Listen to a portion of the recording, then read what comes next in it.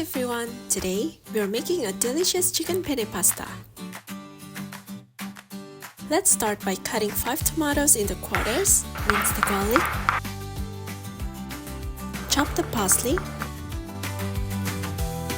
cut the bacon into 1 cm squares, slice the chicken, bring water to a boil, add salt, and cook the pasta until al dente.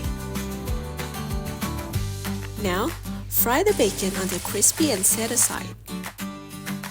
Next, cook the chicken, season with salt, black pepper, Italian seasoning, ground paprika, and garlic.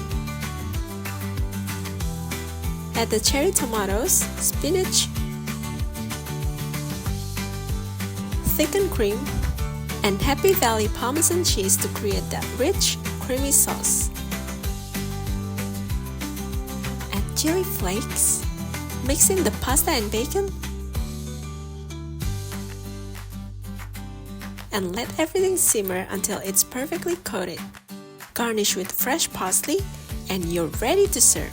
Simple, quick, and absolutely mouth-watering. Don't forget to like and subscribe for more easy recipes.